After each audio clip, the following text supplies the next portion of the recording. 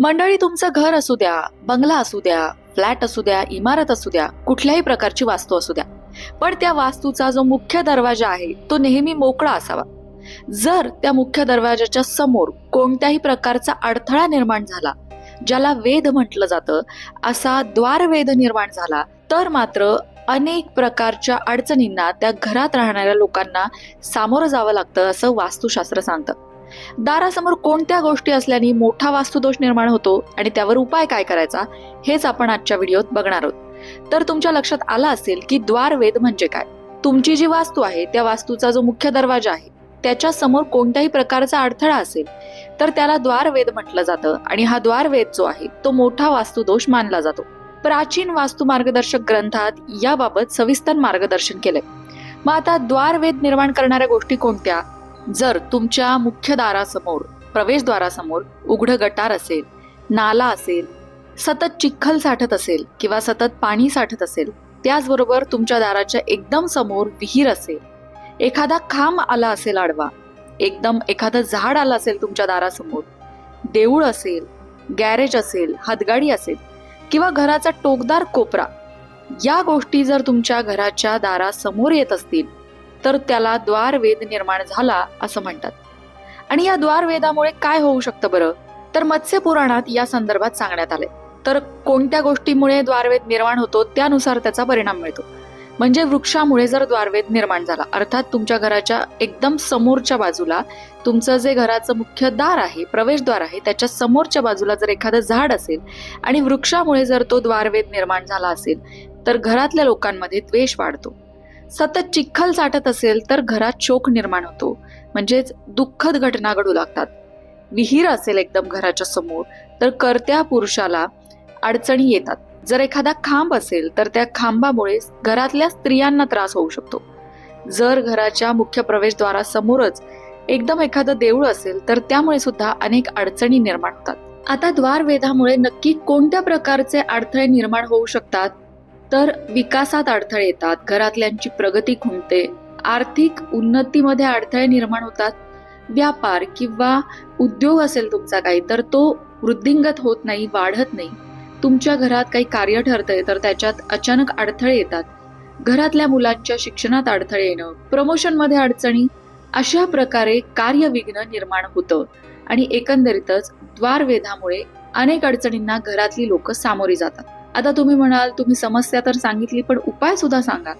साधे सोपे उपाय आहे ज्यामुळे जरी तुमच्या घरात द्वारवेध निर्माण झाला असेल, तुमच्या दारासमोर एखादी गोष्ट असेल जी तुम्ही नाही काढू शकत, तरी तुम्ही काही उपाय करू शकता ज्यामुळे द्वारवेधाचा जो काही दोष आहे तो निघून जाईल. काय उपाय आहे? पहिला उपाय म्हणजे घरात कृष्णाची बासरी लावावी. तुमच्या प्रवेशद्वाराच्या समोरच्या बाजूला तुम्ही भगवान श्रीकृष्णांची बासरी लावू शकता किंवा घरात दरवाजासमोर जपमाळेचं चित्र सुद्धा तुम्ही लावू शकता. घरात पेटत्या दिव्याचं चित्र लावणं हे सुद्धा द्वारवेधावर उपाय मानलं जातं. आणखीन एक चांगला उपाय म्हणजे घरात नमस्काराचा हात असलेलं चित्र लावावं. म्हणजे 2 हात जोडून नमस्कार केला जातोय असं जे चित्र आहे ते तुम्ही तुमच्या घरात लावू शकता. आणखीन एक उपाय म्हणजे घरात दरवाजासमोर हत्तीच्या कळपांचं चित्र लावावं. हत्ती सुख समृद्धीचं कारक मानला जातो आणि त्याचं चित्र तुम्ही तुमच्या घरामध्ये लावू शकता, ज्यामुळे द्वारवेध दूर होतो. घरात दरवाजासमोर कमंडलूचं चित्र लावणे देखील लाभाचे ठरते. आपल्या घराच्या मुख्य प्रवेशद्वाराच्या समोर द्वारवेध येत असल्यास त्याला उपाय करता येतो, त्यामुळे घाबरून जाण्याचं कारण नाही. जे वेगवेगळ्या प्रकारचे वास्तुदोष सांगितलेले आहे वास्तुशास्त्रामध्ये, त्यामध्ये द्वारवेध हा एक अतिशय महत्वाचा वास्तुदोष सांगितलेला आहे आणि त्यावर उपाय करणं गरजेचं आहे. तर उपाय काय करायचे ते सुद्धा आपण आता या व्हिडिओमध्ये पाहिले. एकंदरीतच तुमचा घराचा जो प्रवेशद्वार आहे तो अडथळा विरहित असावा. कुठल्याही प्रकारचे अडथळे त्याच्यासमोर असू नयेत. मग ती अडगळ असेल किंवा कागदांची रद्दी असेल, चप्पल स्टँड ठेवलं असेल तर या गोष्टी तर तुम्ही हलवूच शकता. सामानाची न लागणारी बोचकी असतील, अनावश्यक वस्तू असतील, असं तुम्ही घराच्या बाहेर साईडला टाकून दिलेलं आहे आणि ते तुमच्या दाराच्या समोरच येत आहे, तर ते सगळं तुम्ही स्वच्छ करणं गरजेचं आहे. कारण घराचं जे प्रवेशद्वार आहे तिथूनच सुख समृद्धी आणि माता लक्ष्मी प्रवेश करते. त्यामुळे माता लक्ष्मी प्रवेश करताना दार कसं स्वच्छ, सुंदर, रांगोळी काढलेली, आकर्षक सजवलेलं अशा पद्धतीचं असायला हवं. जेवढं प्रवेशद्वार स्वच्छ ठेवता तेवढीच घरात सकारात्मकता येते असं वास्तुशास्त्र सांगतं. खरं तर आपलं कल्याण करणारा, आपल्याला सुखशांती मिळवून देणारा देव आपल्या घरातच असतो.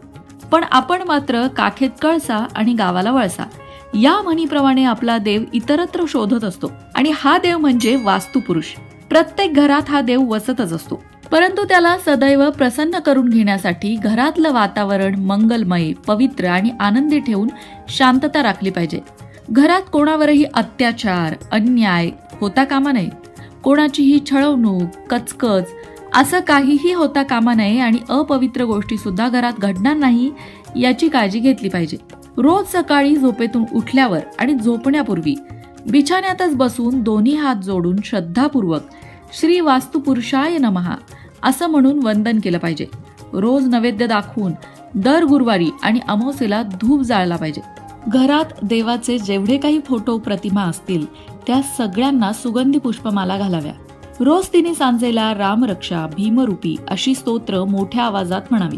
त्याचबरोबर हरे राम राम राम हरे हरे, हरे कृष्ण कृष्ण कृष्ण हरे हरे किंवा दिगंबरा दिगंबरा श्रीपाद वल्लभ दिगंबरा हे मंत्र घरातील प्रत्येकाने रोज कमीत कमी 5 मिनिटं तरी म्हणावे. मोठ्या आवाजात म्हटल्यास अधिक उत्तम परिणाम होतो. घरात कोणीही कधीही दारू पिणार नाही, एकमेकांना घालून पाडून बोलणार नाही, टोमणे मारणार नाही, घरात आलेल्या अतिथींचा अपमान होणार नाही याची काळजी घ्यावी. असं केल्याने केवळ 4-5 महिन्यातच घरात सत्वगुणयुक्त अशा आनंद लहरी खेळू लागून घरात धनसंपत्तीचा ओघ सुरू होतो आणि घर सुख समाधानाने भरून जाते. तुम्ही नवीन घरात प्रवेश केला असेल तर वास्तुतज्ञांकडून देवघरासाठी निश्चित दिशा त्यावेळी ठरवून घेणं गरजेचं आहे. मग त्या ठिकाणी देवघर करावं. वेगवेगळ्या खोल्यांमध्ये 2 किंवा 3 देवघरं नसावीत. देवघर हा ऊर्जेचा एक मोठा स्रोत असल्याने तो जागोजागी पसरलेला नको. घरात जागोजागी देवतांची चित्र ठेवणं चांगलं नाही. देवघरात एकाच ठिकाणी आणि निश्चित जागीच ती असायला हवीत. वास्तुशास्त्रातील नियमांप्रमाणे घरामध्ये देवांकरता असलेल्या स्थानी देवदेवतांची चित्र तसबिरी लावल्याने मंगलमय आणि पवित्र वातावरण निर्माण होतं. तुम्ही पूजा करत असताना तिथे कोणी अतिथी आला तर ते शुभ असतं. त्या अतिथीचा योग्य तो पाहुणचार करायला हवा, त्याला खायला प्यायला द्यायला हवं. आणि संध्याकाळची पूजा करत असताना एखादी सुवासीन आली तर ते अतिशय भाग्याचं लक्षण आहे. आपल्या घरात साक्षात लक्ष्मीने प्रवेश केला आहे असं समजून तिचा आदर सत्कार करावा. दिसायला छोट्या छोट्या दिसणाऱ्या या गोष्टींचं पालन केलं तर आपल्या घरातली उदासीनता निघून जाते. घरातला वास्तुपुरुष जागृत होतो आणि घरामध्ये सुख समृद्धी नांदायला वेळ लागत नाही. घराच्या दक्षिण पूर्व भागामध्ये लाल घोड्यांची जोडी ठेवल्याने आणि उत्तर भागात हिरवी झाडं ठेवल्याने अधिक धन मिळण्याची शक्यता निर्माण होते. घराच्या ईशान्य दिशेला स्टोर रूम बनवणं किंवा अनावश्यक वस्तू तिथे ठेवल्याने तिथे राहणाऱ्या लोकांच्या मनावर खोल उदासीनता येते. त्यामुळे ईशान्य दिशेला तुम्ही देवघर बनवायला हवं, स्टोर रूम नाही. तुमच्या घराच्या देवघरामध्ये नियमितपणे तुपाचा दिवा लावा. त्यामुळे घरातून सर्व प्रकारची नकारात्मक ऊर्जा बाहेर पडते. तसंच घरामध्ये शंख ठेवल्याने किंवा शंख फुंकल्याने सुद्धा घरातील वास्तुदोष दूर होतात. घरातील पूजेच्या ठिकाणी देवदेवतांना अर्पण केलेला हार दुसऱ्या दिवशी लगेच काढून टाकायला हवा आणि देवाला नवीन हार अर्पण करायला हवा. सुकलेली फुलं देवघरामध्ये ठेवू नये. चुकीच्या दिशेने ठेवलेल्या धार्मिक पुस्तकांमुळे सुद्धा वास्तुदोष निर्माण होतो. वास्तूनुसार धार्मिक ग्रंथ, धार्मिक पुस्तकं ही नेहमी पश्चिम दिशेला ठेवावीत. घरातले धार्मिक ग्रंथ पलंगाच्या खाली, गादीखाली, उशीखाली ठेवणं अशुभ मानलं जातं. त्यामुळे अशा ठिकाणी ते कधीही ठेवू नये. घरातील कोणत्याही सदस्याला रात्री झोप येत नसेल किंवा वास्तुदोषामुळे त्यांची चिडचिड होत असेल तर त्यांना दक्षिणेकडे डोकं ठेवून झोपायला सांगावं. त्यामुळे त्यांच्या स्वभावात बदल होईल, निद्रानाशाची स्थिती सुद्धा सुधारेल, शांत झोप लागेल. घराच्या कोणत्याही खोलीत वाळलेली फुलं ठेवू नका.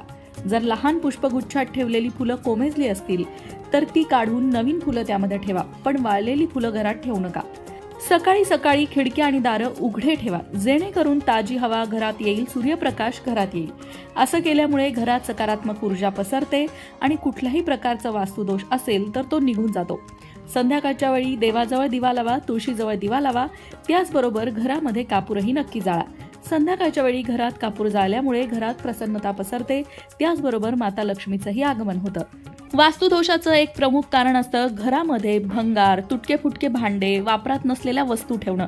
घरात कुठेही तुटके फुटके भांडे असतील किंवा इलेक्ट्रॉनिकचं असं सामान असेल जे आता बंद पडलंय किंवा वापरात नाहीये, तर ते सगळ्यात आधी बाहेर काढा.